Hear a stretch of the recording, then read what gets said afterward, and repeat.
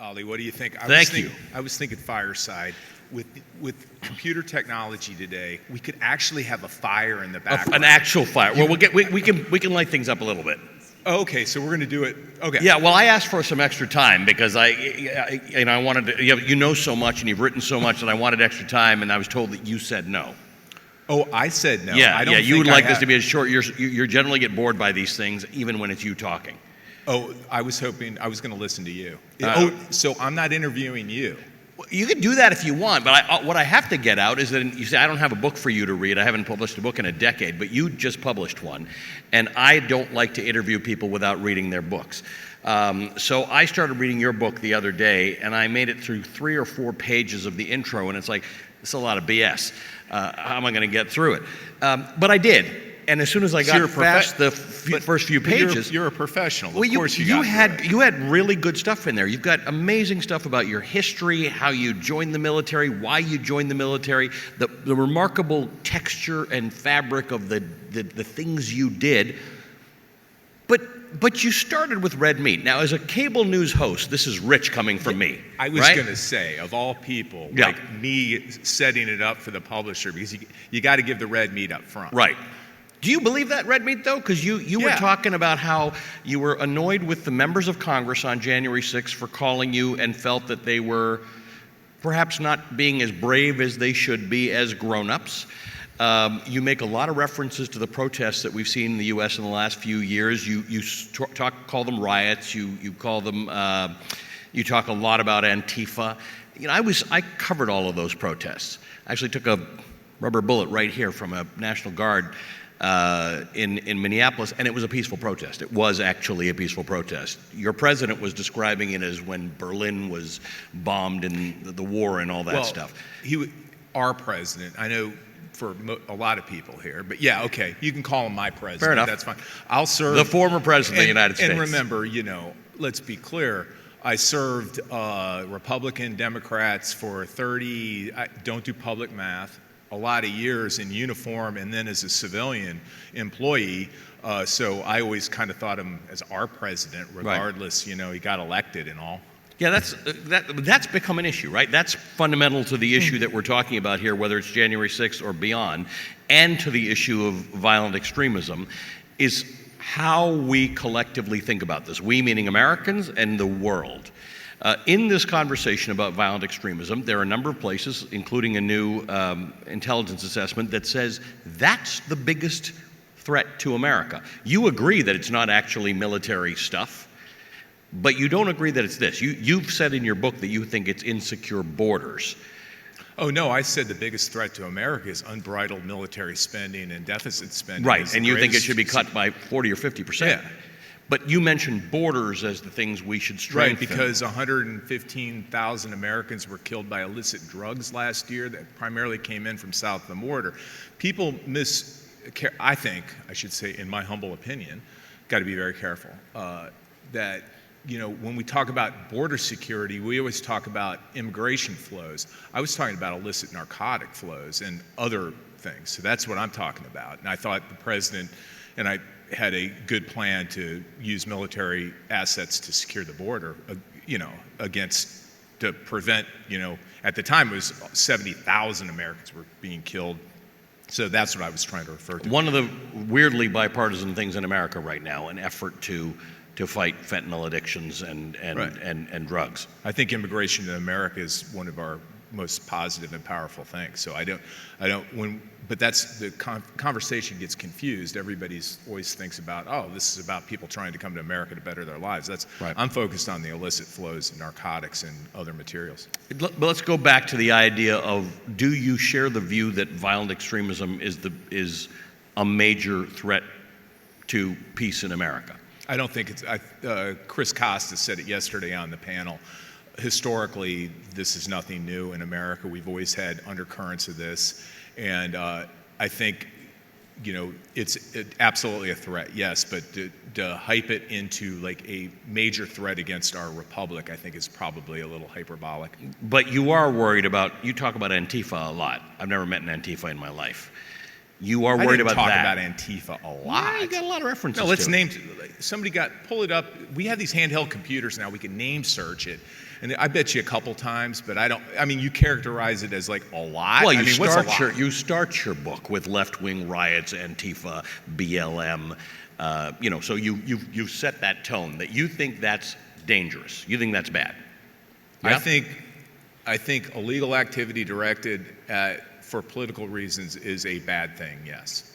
Is it the same thing for those people at January 6th right, who stormed the Capitol? Absolutely. So is it my misread that you seem less concerned with the January 6th folks than you do with people protesting police violence? What I was trying, a couple things. You brought up the opening statement, where I was extremely bothered, having served as a military officer and had gone through the training and education about how to lead under pressure, which I failed at, generally speaking. I'll be perfectly clear, but I knew the tenets. And I was surprised, and people fall back on the 1-6 committee hearings. There was a piece where you see Speaker Pelosi talking very calmly to me, and I said, that's not the call. That's not the first call. I really, really feel it's incumbent for the American people, probably not the international world, but for the American people to know. Have you seen her daughter was filming the whole thing. Have you seen the whole thing? I've seen most of it. I haven't seen the whole thing. Okay, so I think that's important that we find out. If I'm wrong about the way I characterize her, I'll change my mind. But I also was raised where, if you're in a battle, and there's some people here that were there that day on the Hill, I know, I found it a little odd that all of our leadership, and it wasn't just Speaker Pelosi. I mean, how many people, do you know how many of the congressional leadership decided it was better to go to the off-site facility and leaving their people behind? I'm still bothered by that. Right. And in fairness, your criticism of that had nothing to do with party. It had to do with leadership, and you expressed a concern that you thought that perhaps if it would be a good thing in American leadership if there was a new generation, if there were sort of younger people who were taking the reins at this pivotal moment. Do you even think it's a pivotal moment in America? Yeah, well, I think it's a pivotal moments internationally. I think we're in a situation right now of transformation geopolitically, geostrategically, geotechnologically. I came up with that. Shout out to our Microsoft guru here. So yeah, I think we're definitely in a transformative point, but I think we need to be disciplined and not get it's like everybody calm down a little bit. It's going to be all right. I know the world looks like it's crazy, but let's be clear, and we heard this yesterday, right, from the panel on terrorism from NYPD about how communications has changed so much. You're part of that process too. So maybe back to you. What do you think about how this whole technological revolution, communications tech? Because at the end of the day, here's where I am on January 6th. I'm like, I said very clearly that the president's comments were not helpful, but to say that there was a direct conspiracy between the White House and those insurrectionists, and clearly there were insurrectionists. I said that all along. There were assault cells. We finally learned 2,000 people went into the Capitol that day. How many insurrectionists do you think there were? I know we've had a couple dozen. We've had We've had a number of trials, but most of them are not for insurrection. They're for showing up on property you're not supposed to be on. The seditious conspiracy. The seditious conspiracy is a couple dozen. Right. Yeah. So, and that's kind of the nature of insurgencies, right? It takes a very small core that. But you're pretty confident that evidence will not be found that connects Donald Trump and his inner circle to these people. I have no idea. That's why we need to have an impartial investigation. That's why we use the law. My wife gets so upset with me when I say this. She goes, "You're quibbling," and I'm like, "No, let's go ahead and let this thing play out." I am more than happy to change my mind based on the facts of the case, and it hasn't come to light yet. Let's talk a little bit about the U.S. military. U.S. military, in which what you were in charge, and yes. we spend a lot of money on it. We spend roughly. The current budget calls for about 3 times what the next largest country spends. Right, about 3 times China. Aren't we spending more right now in peacetime than in the history of the Republic? And there's no war going on. Right.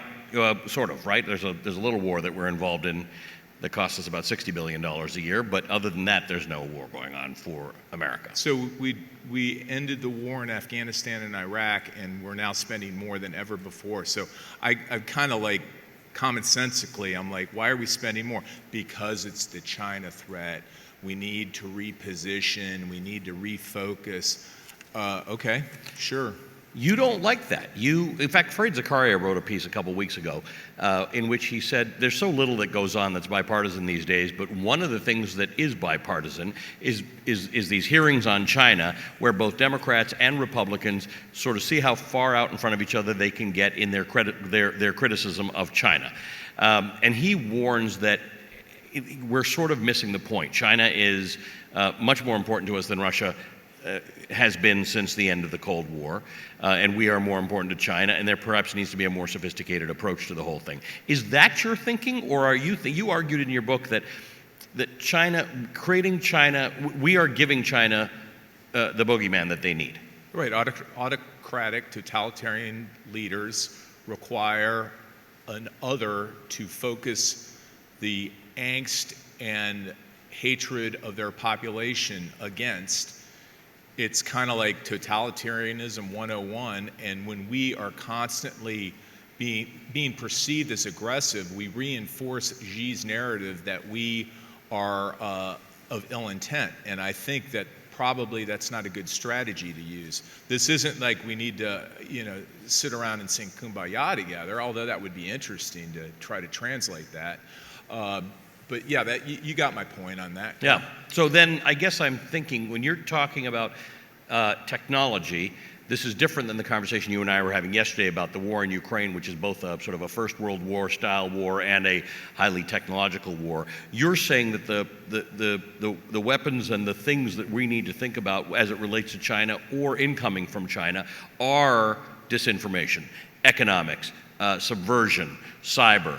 You're thinking Precisely. we need to worry about those things. Is that a transformation of the defense budget and defense spending and defense thinking? Or are you just saying less on the military, more on these other things? Well, yeah, I mean, really at the end of the day, we put $1 trillion into national security. The defense budget goes, they say it's $858 this year. That's over 50% of discretionary spending, meaning that's the only money available that's not tied up in an entitlement program. And then, so it's fun to go online. I had to do this because I knew you were going to, for a previous interview. You look at, for strategy, diplomatic, information, military, economics, the dime, right? So I was like, I'm going to go in there and go to the GAO website, and I'm going to figure out how much we spend on all this. Well, you can't even find out information because it's not split out as a line item in the budget, which is a problem. That's my point. Right. So diplomacy comes in at 5%. In economics, you got to get really creative to figure that out. Let's call it 5-6%. My idea is probably we need to rebalance that. I'm not the first to say that. There's no original thought required in this business. My point is that, all right, aircraft carrier, $14 billion a copy, $14 billion a copy. We have 10 of them. We can keep 3 at sea at one time right now. 3. I don't know about that business model, but hey, that's what the shipbuilding industry sold us on. When you say we can keep 3 at sea, why? Because you have replacement with crews, you don't have enough people, you have to do your maintenance on your power plants and whatnot. So, we can surge probably to 4 to 5 if you had to at a time of crisis, but then the whole thing comes tumbling down later. Like on our phone right now, I bet you we can pull out our phone right now and we can find out where every U.S. aircraft carrier is in the world. To me, now it was great during the Cold War when we didn't have the technology. So why are we spending so much money on these exquisite weapon systems that can be destroyed in the first minutes of a conflagration? So that's my point is, yes, we call it irregular warfare, where you're thinking about cyber, you're thinking about information operations, you're thinking about indirect approach, those types of things, working with partners. That's my thesis of my book. So we've spoken a lot about Ukraine here, but let's just talk about that for a second. This is a war. You have a great deal of specialty in a particular area of this, which is the drone warfare that's going on. You and I were mentioning last night that the Russians are having some success with these Iranian-made Shahid drones that they're going to start making themselves. Depending on the size of the drone, it's $20,000 to $40,000 a pop. The missiles to take them down, which can take them down with relatively good success, are many, many, many times more than that, millions. Well, let's just call it $1 million. It's actually 4 for a Patriot, but yeah. we'll call it $1 million. Yeah, maybe these books are a little less. Let's keep it so that's simple. Weird. Given the cost curve doesn't work. Given your expertise, particularly as you know about drones, can there be drone wars? Can we not spend $1 million taking down the $20,000 drones? Many here I look out in the audience I served with in the past. It used to always be the counter reconnaissance fight. It was the first phase of the battle, right? You had to win that. There's a new phase now. It's the counter drone fight. So just do the math. Like you brought it up. Shahid drone goes $20,000 to $40,000 a copy. One aircraft. Let's use the classic F-16. Goes for about $100 million a copy. Don't do public math, but can you imagine how many? All right. So you're an air defense officer. You're looking at your screen and you're like, oh, I got 4 inbound. Looks like an F-16, right? You're like, I've got 4 missiles, easy day. Handle this all day long. And all of a sudden, your screen disaggregates into 20,000 targets. You've got a whole different dilemma. The problem is, we're still investing in F-35 aircraft. Can I geek out on you? Yeah. Can I geek out on you? Am I talking too much? No, it's good. This is great. $1.5 trillion is the lifetime procurement program of the F-35. The most exquisite plane ever made. I love that thing. Like, this is America at its best. Someone said it was the largest, the most expensive procurement program in the history of the world. And I said, clearly that's BS. So I sent the little, we are so lucky in the Department of Defense. I sent a bunch of economists back. I said, calculate this based. I said, the Roman road network must have cost more. It had to. I said, go do your thing and put it in your gunkulator and come back and tell me. They come back the next day and they're like, sir, the Roman road network is actually less expensive than the F-35. And I said, wow, I still drive on the Roman road network when I'm in Britain, right? We're still driving on it. I said, I don't think the F-35 is going to be around in 800,000 years. I mean, that's exactly what I'm trying to say. So for $1.5 trillion, think about how much autonomy you could put into the system. We're going back to an era of mass. During the Cold War, it was exquisite weapons systems. We bankrupted the Soviet Union, pure and simple, right? No doubt about it. And we're going back to an era, and you talked about Ukraine.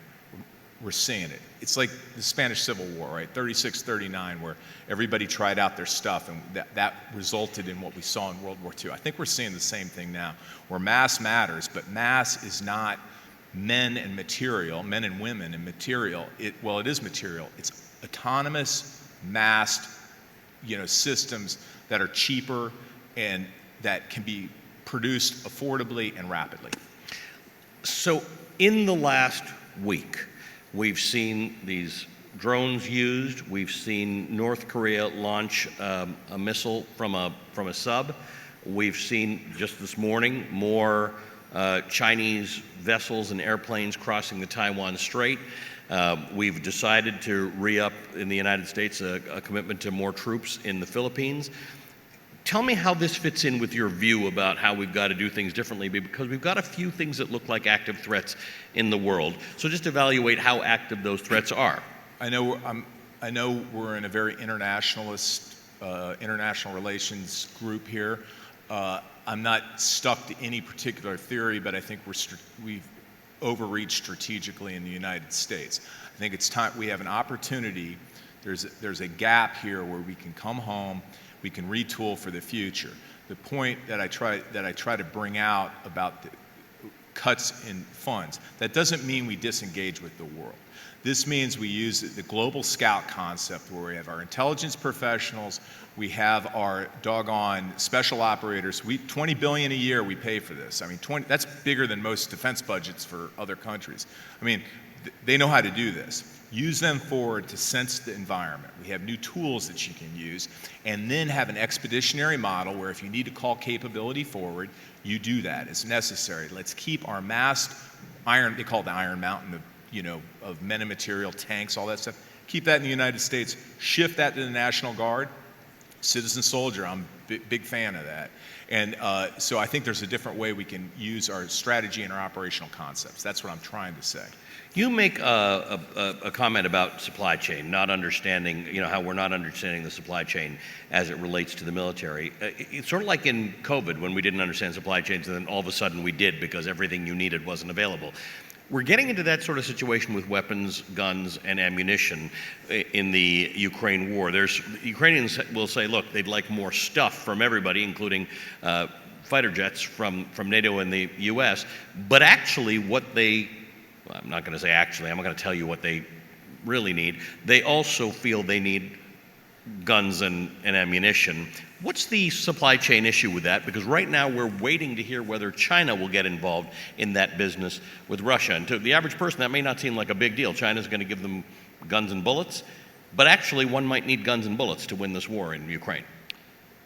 I work now with a tech company, and I get in an argument all the time with our technologist who believes that, all-knowing intelligence and can solve everything. And I said, well, at the end of the day, how are you going to hold that ground? And it's this T.R. Fehrenbach wrote this great book about the Korean War that we all had to read when we were younger, called This Kind of War. And it was like, at the end of the day, you have to have a fighter on that piece of terrain with a rifle that's willing to defend it. We totally fell in love with the siren song technology. We love that in America. Why wouldn't we? We thought that technology could replace mass and manpower. But what I've really seen out of the Ukraine war is, remember you had those people on your show where they're like, 72 hours, Kyiv will fall, and it's all over. And they really didn't put into their algorithms like the fighting spirit.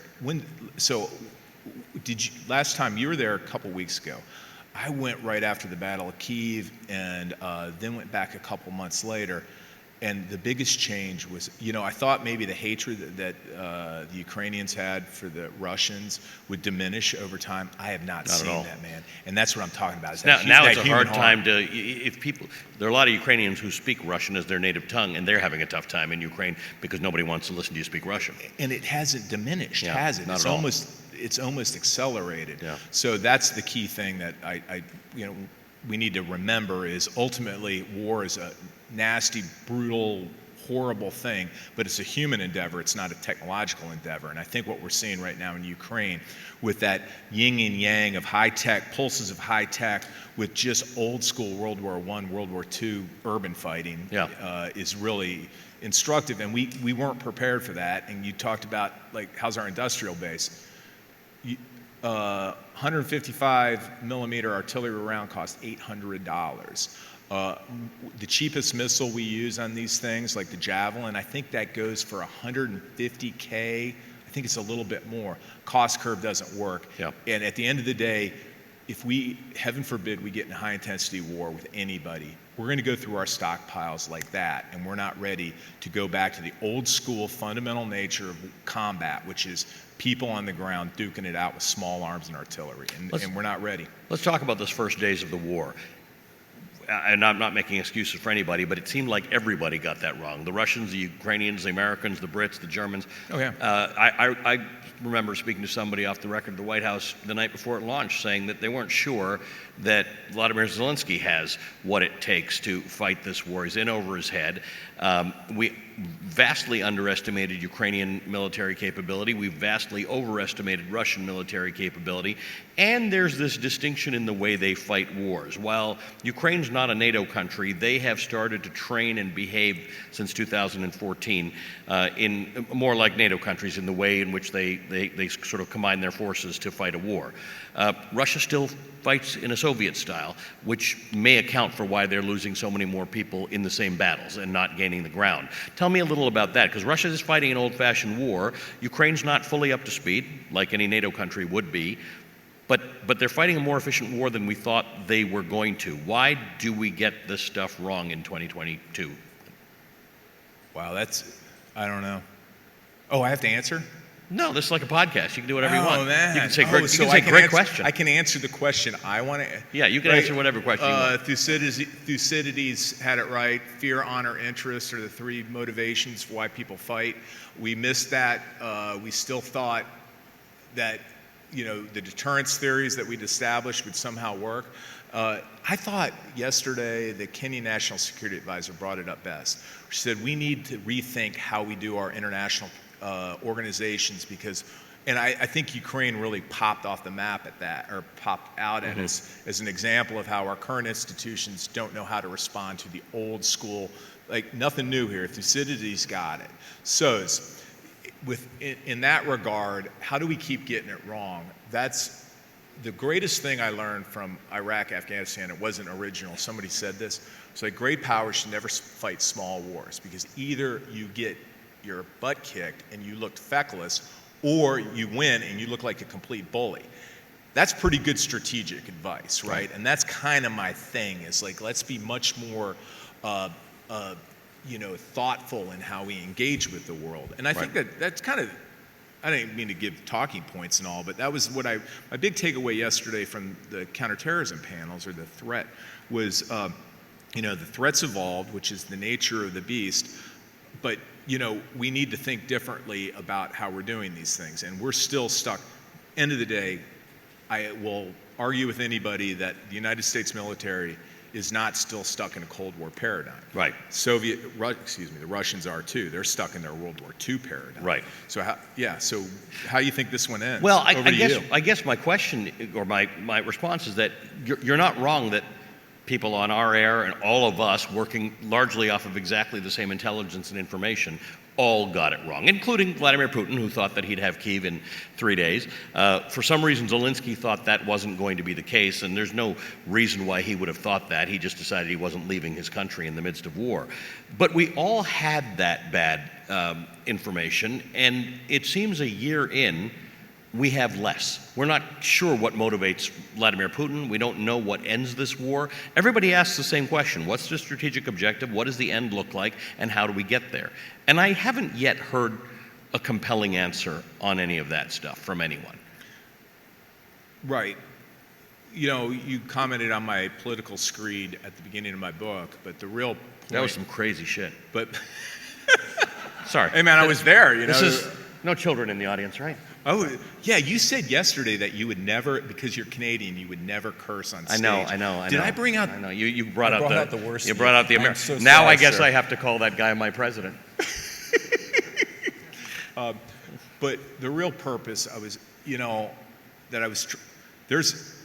we are so blessed in the United States that only 7% of our population are veterans now. Some people are like, this is horrible, and only 1% serve. That's a great problem we have. We're not an armed nation anymore. But with that, with the all-volunteer force comes a challenge. So few decision makers actually know how it all pieces together. So, your point about how did we get this so wrong? Well, first off, we always get it wrong. That's the nature of war. And by the way, so does Russia. Yeah. The idea that Russia hasn't got this right is typical of how Russia fights wars. But that's the nature of war, and that's the key right. thing, is like, the whole taking the genie out of the bottle type thing. The reason I'm holding I'm not. This is not a body language I'm thing? not being defensive. I'm just chilly. You're just right. Not as chilly as these rooms are sometimes. I was trying to adjust my temperature all night. To our Qatari guests, we in the United States refer to them as our greatest non-NATO ally. When Joe Biden was in Kyiv, and then the next day he was in Poland at a very large, what looked like a campaign-style rally that estimates say may have been up to 30,000 people. We don't know, we can't confirm that. But it was a NATO rally. It was NATO's back. NATO didn't back down. Russia thought NATO would crumble, and it didn't. This was before your term as Defense Secretary, but 5 years ago, there were doubts about America's commitment to NATO. Some people think we're overplaying how well NATO has done as it relates to Ukraine. What's your analysis of both where NATO was going under Donald Trump and where it is today, and how big a deal that is? I have such respect for the NATO countries, the old school. Remember when Rumsfeld just got run off for calling them old Europe?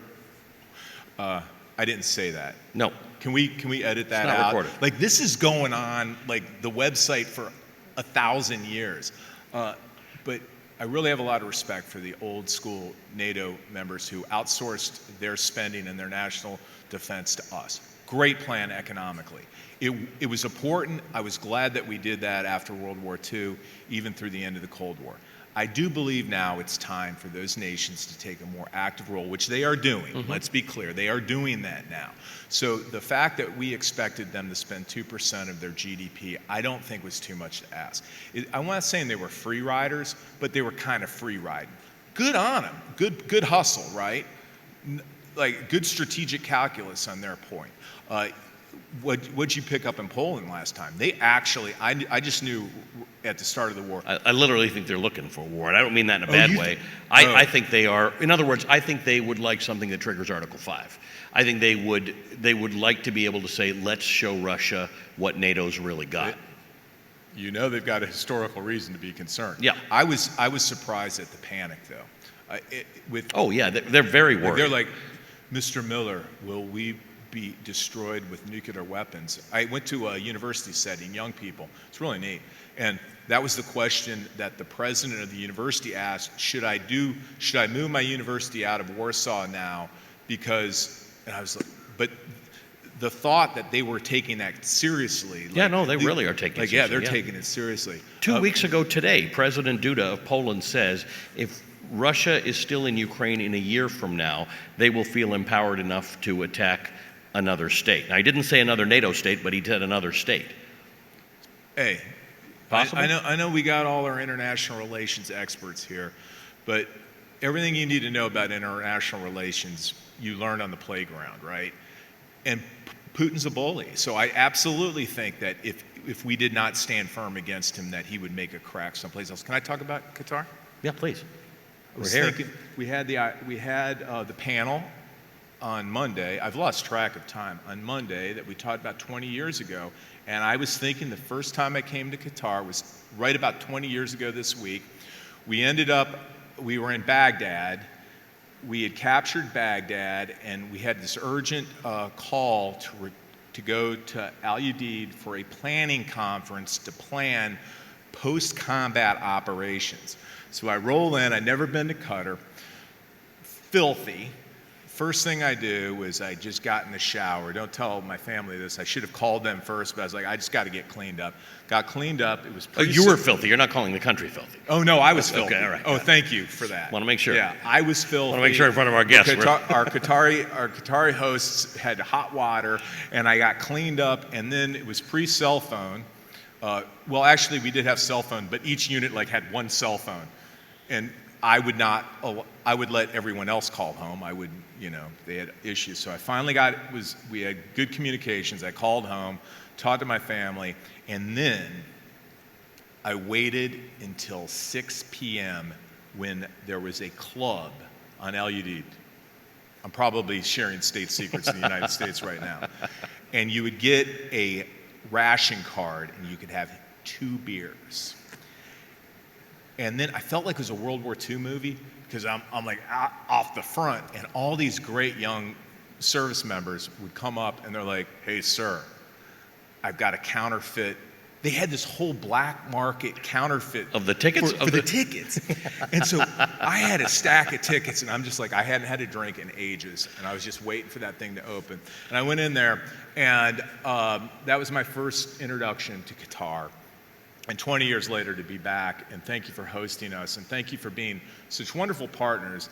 And the end of the war in Afghanistan, the American part of the war in Afghanistan was heartbreaking to a lot of us. Don't want to be political or anything, but what you did to help America fulfill its commitment to many of our Afghan allies, there's still a lot left, and I know you're working on it. I just, from the bottom of my heart, 20 years later, I can't believe I'm here. I can't believe that the war ended that way, but just know that you're a partner is really, really important. And that's instructive, Ali. That's instructive that we did our plan. And this is where I started realizing that maybe the smoke and mirrors and the facade of our armed forces there might be something wrong there. And when we're doing post-combat planning after the combat operation, we've lost our strategic acumen, I would argue. And then the fact that we had American service people that were so innovative that they were literally counterfeiting official documents just gave me hope in the future, man. It was like great. I can't believe you said I don't want to get political. Yeah, let's go there. The book is really a fantastic read once you struggle through the first few pages. But it's why it's such a fantastic read is, first of all, you tell stories like this. You're a great storyteller. You're. Hey, I wrote it too. Life of the party. I can see that. I can tell. This wasn't a ghost written. You know, you can pay. You know, you've written your own books. I mean, I can hear it. I can hear from your voice that that's your book. Yeah, man. And one of the things that's interesting about it is your focus on patriotism, which is a hard thing to write about these days in America because lots of things that people think are normal and should apply to their life get politicized. So when you said I don't want to get political, when you talk about patriotism, but your articulation of patriotism as it relates specifically to your life, I don't think there's any lecture in the book about how other people should be patriotic, but yours is a great story. You really have had this sense of plain old service to your country feels like patriotism to you. It's not complicated to you. You paint yourself as a fairly uncomplicated being when it comes to patriotism. I think public service, there's no more noble calling than to serve your nation in whatever capacity. I personally think we need a lot more school teachers, and we need to embrace them and give them all the credit that we give to so many that serve in the armed forces. We have so many people here. You know, one of the common themes of this conference is academia, think tanks, commercial sector, civilian sector. I've asked that question, like, why did you decide to do this? Everybody goes, I want to contribute. Yeah. You know, and so there's nobility. My dad was a career public servant, you know, didn't make any money. I mean, just amazing. And I think there's this, and that's what my concern right now is we politicize everything, that we're going to have young people go, why would I ever go into public service when I'm going to be destroyed on TikTok or online or whatever, which my kids experienced, you know, when I was in government, that's all right, that's par for the course, but my concern is for the future. And that's why, can I give one more thing that I'm really upset about? We've talked at this conference again and again about public-private partnerships. Now, Soufan Group's doing it differently. It should be private-public. That's the future. We heard NYPD Deputy Director for Intelligence say that, and we saw, and we'll have some tech conferences as well. I think the solutions are in the private sector, and the public sector needs to embrace that. And that's, you know, we've been kind of talking about transformation and what the future looks like, and that's what the purpose of this conference is. But this Soufan Group epitomizes that, right? It's like, no, we need to do this ourselves. We can't rely on government. There's a great line, you know, no one's coming to help, it's up to us. You know, I love that one. I used to give stickers out to people to motivate them, and you're like, that's probably not good to be giving out to younger people. But it's true, you know, we have agency, and public service is just, there's huge nobility in it. And dude, I'm a guy from Iowa City. I mean, I ended up in the second most powerful person in the world. It truly is a lot of people can say it was the greatest joke ever played. You know, whatever. I was told when I was on one of your shows, they're like, don't try to use that humor, it doesn't come across, just be confident. I was like, but it's true, you know, like truly only in America. And hey, I have no idea why I was selected. Well, I know why, because, you know, we're focused on defeating Al-Qaeda, one thing after another. We really didn't get to talk about that, and everybody wants to go get coffee. I understand that. But I thank you for taking the time, and I also, like, that's the important point, is I read a lot growing up. You did too, right? Because it was pre-cell phone. Like, what do? You read. My son's 21. I think he's only read books we forced him to read because he gets his information differently. But this sounds so hubristic, I know. But if there's just one kid out there that reads that and goes, I'm going to give this one a try, mission accomplished. Yeah. We need talent. Are you prepared you write about the fact that your wife wasn't in love with what you did, or the job that you had to do? Any of them, but I don't want to. And you've got some fair criticisms in your book that do get a little bit political. Given that you're young and experienced and you've had a lot of these things, is there a fix that you can be involved in the fissures in our society? I really, Yeah, my wife, first off, she's never been thrilled with any of my great career decisions, but I don't want you to be my marital counselor, you know. We're getting close. Let's go out to the crowd. I'll take advice. So you know how books are. I wrote it, and they're like, we need a final chapter with policy prescriptions. I'm like, I don't even read Well, those. you start by sort of saying that's not your thing. I know, but they're paying you, so Yeah. okay, they're paying me. I got to put policy prescriptions. And I was like, oh God, what's this going to look like? But at the end of the day, I kind of really enjoyed having to think through the past and the future, and I would hope that it just starts a conversation. And it kind of has. It's provocative, obviously, Ollie. It's like, cut the budget in half. I think we could, but that's another story. But yeah, I just hope to force the discussion on it. Let's be honest, we have got a schism in the country right now, within the Republican Party, I should say, between supporting Ukraine or going complete neo-isolationist. And hopefully, forms like this we can keep working through it. But ultimately, the American electorate will decide. Chris Miller, thanks a million for your time. This was a great conversation. We went long. We went long. Oh, we're going to get in really. I knew big you didn't trouble want to, from so I Ollie figured that Sufron, I figured I would push the envelope a little bit. We didn't get the hook. Thank you, my friend. Thank you. That was a very great much, sir. conversation. Really I do appreciate it. recommend reading the book. It's a good read.